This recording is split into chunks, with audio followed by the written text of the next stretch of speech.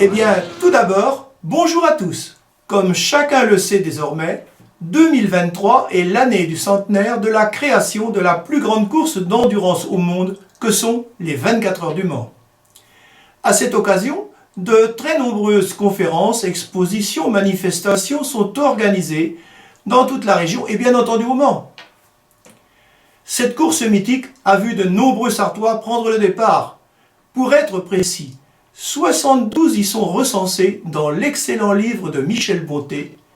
Et oui, c'est peut-être un hasard, car 72 est également le numéro minéralogique du département de la Sarthe. Aujourd'hui, j'ai l'honneur en exclusivité de recevoir la représentante de l'un d'entre eux, et pas le moindre, puisqu'il s'agit de Corinne Aran, la fille de Jackie Aran. Jackie Aran fut parmi ces 72 pilotes le seul Sartois, avec Jean Rodeau et Sébastien Bourdet, à accéder au podium suprême. Alors, bonjour Corinne, c'est toi aujourd'hui, en digne représentant de ton père, qui va nous narrer son incroyable vie. Hélas, touché gravement par un AVC en septembre dernier, lui ayant laissé de très lourdes séquelles, il ne peut bien évidemment être des nôtres. Mais avec toute sa conscience, il est heureux que tu aies eu l'initiative de reprendre le flambeau, afin qu'il ne tombe pas dans l'oubli général, si facile de nos jours, surtout à l'occasion de ce centenaire. Alors Corinne, raconte-nous sa vie, son parcours. Tout d'abord, où a-t-il vu le jour? Qui étaient ses parents? En un mot, sa progression juvénile.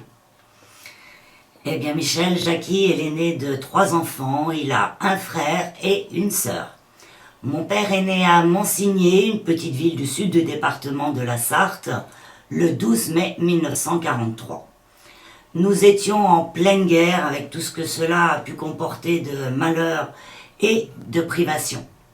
Ses parents sont des gens humbles, des ouvriers qui, comme mon père, graviront la hiérarchie sociale grâce à leur travail acharné. Mais c'est la guerre et très vite, pour éviter le service du travail obligatoire en Allemagne, mon grand-père part dans la clandestinité à la fin de l'année 1943.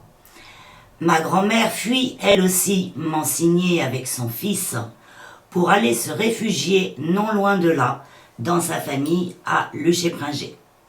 C'est dans ce petit village rural sartois, revenu après la fin de la guerre, que tous les deux, ils ouvrent un petit commerce d'alimentation café. Puis, le temps passant, ils décident de vendre et d'acheter un autre commerce d'alimentation, Café Dépôt de la coopérative agricole, de nos jours les Gammes Verts, à Saint-Bier-en-Belin, tout près des Commois. C'est là, à l'école publique de Saint-Bier-en-Belin, que mon père fait toute sa scolarité. Il faut préciser que lorsque l'école est finie, il est à cette époque question d'aider les parents dans les tâches journalières. Il acquiert le certificat d'études à 13 ans et demi. Mais à cette époque, le certificat représentait un niveau scolaire certain. Et puis, il a toujours été attiré dès son plus jeune âge par la mécanique. Ainsi, à l'âge de 12 ans, il va bricoler pendant les vacances au garage moderne à Écommois tenu par M. Barbaz. Ce garage deviendra bien plus tard le garage Glinch, désormais bien connu de tous. Ainsi, après son certificat d'études en poche, il rentre sans plus tarder en apprentissage dans cet établissement. Alors, faut-il signaler qu'à cette époque, les garagistes faisaient de la vraie mécanique approfondie. Les échanges standards n'existaient pas. Il fallait être aussi ajusteur, fraiseur, électricien et fin metteur au point. Cela allait du vélomoteur en passant par les voitures automobiles, au matériel agricole et aux tracteurs naissants. Le tout pratiqué dans un confort plus que précaire, souvent dehors sous la pluie, le vent, le froid et quelquefois la neige. Une seule mission en tête, dépanner le client, peu importe les conditions, les jours et les nuits. Les garages modernes sont devenus des palaces douillés. Les jeunes générations ne peuvent s'imaginer la vie de cette époque. Eh oui. En tout cas, il acquiert une solide formation qu'il ne va plus cesser de poursuivre. C'est tout à fait l'image que j'ai de ton père, le connaissant depuis 1970. Raconte-nous maintenant son parcours, devenu adulte, car du garage moderne, dès comme moi, à la seconde marche du podium de la plus grande course du monde, il y a un océan. Tout à fait, après 2 années d'apprentissage avec au moi, il rentre pour parfaire ses connaissances pratiques et théoriques en 5e au collège technique Cavaignac de Pontlieu. Oui. Il passe alors un examen qui lui permet d'être admis en classe de 4e au lycée technique Washington. Établissement prestigieux reconnu de tous pour son enseignement rigoureux et pluridisciplinaire, en quelque sorte l'antichambre de la non moins prestigieuse École des Arts et Métiers de Paris, Eh oui, c'était ça. qui a formé et forme toujours l'élite de nos ingénieurs nationaux et internationaux. Tout à fait. Et là, ce fut un échec, mauvaise orientation de l'éducation nationale. Le niveau y était trop important avec des matières qu'il n'avait jamais abordées, comme le dessin industriel, l'algèbre ou l'anglais. Oui. Il est alors réintégré au lycée technique Cavaignac à Pontlieu pour y faire un apprentissage complet, pratique et théorique en mécanique automobile. Il y étudie alors la mécanique spécifique à l'automobile proprement dite, le diesel, l'électricité auto. Il décroche pour chacune de ces 3 spécialités un CAP. Non content de cela, il passe en cours du soir et le week-end un CAP d'aide comptable. Il s'inscrit également à la préparation militaire mécanique avion. Comme vous le voyez, après avoir fait une très très sérieuse formation, aussi bien technique que pratique, Ah, tout à fait, oui. il va à 21 ans rentrer dans la vie active. Il réussit le concours et est embauché chez Citroën, quai de Javel à Paris, où il intègre le bureau d'études électricité.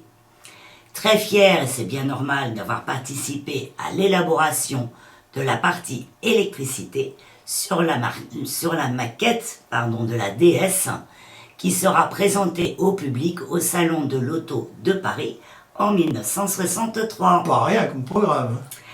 Trop éloigné du circuit et de sa famille, Paris n'est pas fait pour lui. Il demande au bout de 3 mois à être embauché chez le concessionnaire Citroën rue Baudin Oui, que au Mans, j'ai bien connu. comme mécanicien électricien. Son rêve manceau est exaucé. Là, il passe par différents services, passe de nouveau des examens pour avoir de nouvelles qualifications comme l'hydraulique. Ainsi, en 1965, il est promu agent de planning, en quelque sorte chef de service pour le personnel, le contact clientèle et le suivi technique de chaque véhicule admis dans les ateliers. Eh oui. En juin 1966, il démissionne pour s'installer à Arnage avec ma mère. Ah oui, là, il était marié, voilà. Tout à fait. Il crée de toutes pièces un garage de réparation automobile derrière la station-service, la station essence toujours existante à l'entrée de la ville. Oui, tout à fait, chacun la connaît. Voilà. Il met alors en avant ses spécialités comme l'électricité auto, le diesel et évidemment l'hydraulique Citroën que peu de mécaniciens maîtrisaient à l'époque. Ah ça, c'est tout à fait vrai. Celui qui avait une DS, il n'avait pas beaucoup de choix dans le département pour se faire entretenir son véhicule. Il en avait quelques-uns, Tout à quelques fait. rares. Absolument. Et là, le succès fut immédiat. Ouais. Il fallut très vite qu'il soit aidé d'un ami. Ainsi, début octobre 1966, il embauche un apprenti. Le travail va alors continuer à évoluer d'une façon délirante. Nous voyons bien, tout au long de ton récit, que Jackie est, depuis sa tendre enfance, assoiffé de mécanique. Il semble d'ailleurs n'avoir vécu que pour ça. Je dirais même qu'il est un bourreau de travail, pour toujours acquérir des connaissances et diplômes plus élevés dans cette spécialité. Complètement. Alors, fin mécano, il a un garage extrêmement rentable qui se développe d'une façon exponentielle, sans aucun doute, mais de là à la seconde marche du podium des 24 heures du Mans, comment a-t-il fait, Corinne? Eh oui, tout à fait. Papa n'avait en fait depuis toujours qu'une idée en tête, la compétition. En 1967 ou 1968, il est sollicité pour la mise au point de voitures à des fins de compétition sportive. Lui dit sollicité, moi je sais plus mesurer, je pense qu'il avait noué de nombreuses connaissances dans ce milieu et qu'il n'attendait que cela. Les 10 solliciteurs n'ont sans doute eu aucun mal à le convaincre. Toujours est-il qu'il monte dans ces années une division préparation moteur. Là, tu as tout à fait raison, il n'a pas dû falloir le pousser beaucoup. Tout à fait, Michel. Là, il a fallu qu'il investisse énormément. Le matériel de la maintenance classique auto n'a rien à voir avec celui nécessaire pour la préparation sportive. Désormais, il va préparer les R8 Gordini et plus tard les R5 Gordini, mais aussi de nombreuses voitures pour les différents rallyes et circuits. C'est là, pour moi, le point de départ de la compétition. Et je crois que tu as raison. Oui. En 1969, il prend le volant d'une formule pour le volant Shell à la CO. Il termine 4e, à égalité avec Jean Rondeau, qui lui aussi débutait. Ils ne se quitteront jamais jusqu'au succès final. Tout à fait, Michel. Et en 1970, il met au point une formule France, avec laquelle il participe à quelques épreuves en 1971 et 1972. Là, il est obligé de refaire un nouveau garage, plus grand, au même emplacement. Les nouvelles spécialités imposaient cet agrandissement, onéreux mais nécessaire. Et oui, bien sûr. En 1973-1974, il reprend la station Shell pour recevoir l'évolution importante de la clientèle. 1975, 1977, 1978, donc création et développement de la carrosserie peinture, un nouveau personnel est alors embauché. Et toujours de la progression. Toujours, tout à fait. En 1977, 1978, suite à la demande d'une clientèle sartoise, certes existante mais très réduite, nouvel agrandissement du garage Encore. pour la création d'une structure ne recevant que des voitures de prestige, genre Aston Martin, Ferrari, Jaguar, etc.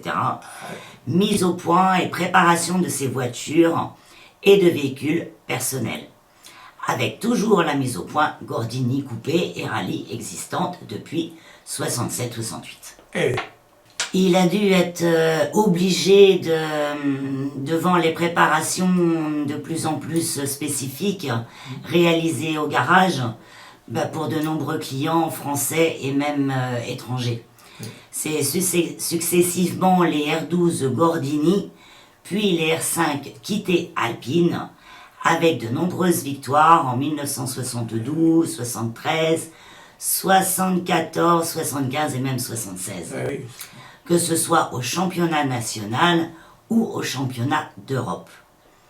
En 1976, c'est la prise en charge de l'écurie Antar, avec tous les déplacements que cela suppose, pour la maintenance sur les circuits. Oui, c'est là où j'ai connu le camion, l'écurie, le déplacement sur tous les circuits de France et même à l'étranger. Et même à l'étranger, oui. Tout à fait, principalement en Europe. Oui, en Europe, oui.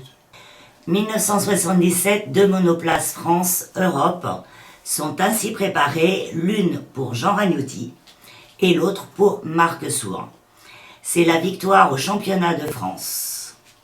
Belle consécration.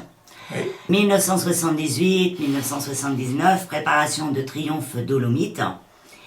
Et 1980, préparation de la R20. Aussi. 1981, préparation de la Renault Fuego 3, véhicule dont l'un pour papa, avec quelques podiums. Eh oui, oui, c'est là où il a commencé vraiment la compétition. Tout à fait, cette fameuse Renault Fuego, traction avant à mettre sur le circuit. Ah, tu connais mieux le problème que moi, là. 1982, championnat de production Renault Fuego. Et 1982, c'est aussi la préparation d'une Peugeot 505 pour Charlotte Vernet. Alors voyons maintenant ses résultats aux 24 heures du Mans. Oui, car c'est vraiment l'apogée de sa carrière de pilote, là. La consécration, tout à fait. Entre 1975 et 1982, il s'inscrit sur la liste des concurrents pouvant prendre le départ des 24 heures du Mans. Mais en 1975, 76 et 77, il est finalement non partant, non qualifié, aussi 77 pour un souci X de retirer les voitures par le président de l'écurie à l'époque, Ferrari. Oui, tout à fait. Ce n'est qu'en 1978 qu'au volant d'une Rondo M378, il fait 9e en général et premier du classement GTP. Eh ben, disons. Classement très honorable pour une première participation. Ah ben, tout à fait. En 1979, il est contraint à l'abandon, toujours sur Rondo M379, à la 18e heure de course. Et en 1981, là, il fait second au classement général et premier au classement GTP, toujours sur une Rondo, mais M379, et acquiert là sa consécration de pilote et préparateur automobile hors du commun. Oui, tout à fait, car il était non seulement pilote, mais préparateur. Il a préparé cette voiture que Jean Rondeau lui avait mis entre les mains à l'époque avec un budget. Jean Rondeau, le seul Sartois qui a construit la voiture. Tout à fait. Et qui, grâce à des gens comme ton père, l'a mené à la victoire. Les autres ont mené les Rondeaux à la victoire. On menait les Rondeaux à la victoire. Contre de très grandes écuries comme Porsche, par exemple. C'était un petit constructeur sartois, il faut le préciser. Tout à fait, tout à fait. Et donc faire un podium à la plus grande course du monde, je suis vraiment très fier de lui. Faire un podium à la plus grande course du monde, je suis vraiment très très fier de lui. Tu peux. Rien ne pourra effacer ce magnifique souvenir de ma mémoire. Ça, je m'en doute bien. 1982, toujours sur Rondo M379, c'est hélas l'abandon. C'est le secret du vent. Tout à fait. Comme disait papa, tant que le drapeau à damier n'est pas baissé, la course n'est pas terminée. Exactement. Les années aux 24 heures ne sont jamais les mêmes, trop de paramètres entrent en jeu. La plus grande course, mais aussi la plus dure course au monde, ainsi que le mythique circuit du Mans, sont un banc d'essai impitoyable pour la mécanique, où de nombreuses inventions améliorant la sécurité, la performance, la consommation et le confort automobile furent et ils sont encore chaque année testés. Tout à fait. Les phares anti-brouillard, les phares à iode, les freins à disque ont été testés. Les freins, absolument, Michel. Tout à fait. Malheureusement, cette belle aventure automobile devait, au bout de 16 ans d'activité, connaître des difficultés et prendre fin. Je sais que pour toi, ce n'est pas facile, mais que s'est-il passé? Oui, j'étais moi très jeune, mais cela a marqué ma vie à jamais, bien évidemment. C'est bien sûr. Dès 1982, la gestion est dangereusement déficitaire et un mandataire est nommé pour essayer de redresser la barre. Malgré une gestion revue et resserrée, rien ne fut possible. En début d'année 1983, le dépôt de bilan est prononcé. Toute l'activité cesse immédiatement. Dommage. De 1983 à 1986, c'est une succession de procès au Mans et à Angers. Oui, qui est toujours comme ça dans les cas de liquidation, forcément. Tout à fait, tout à fait. Après toutes ces réussites et gloires, sa vie sociale et professionnelle s'arrête ainsi pour lui et sa famille brusquement. Il a alors 39 ans. C'est jeune. Tout à fait. Ouais. Après cette date, la vie de Jackie Aran fut bouleversée, allant de chute en chute sociale et financière. Son perfectionnisme et sa recherche du toujours plus et mieux fut hélas pour lui et malheureusement aussi sa famille fatale. Eh oui, eh oui. Corinne, tu es depuis toujours notre amie. Je te remercie de ce témoignage poignant et si réel. Néanmoins, Jackie, partant de rien, eut une réussite incroyable. Il s'est fait un grand nom dans ce monde si difficile de la compétition automobile. Tout à fait. En un mot, c'est un champion que l'histoire n'est pas prête à oublier. Dans le sport automobile, c'est aussi, il ne faut pas l'oublier, un Sartois, un pionnier. Ils ne furent que 3 à ce jour à monter sur ce mythique podium des 24 heures du Mans. C'est ce qu'il nous faut tous admirer et se souvenir. Honneur à toi, Jackie. Merci beaucoup, Michel. À toi aussi. À toi aussi.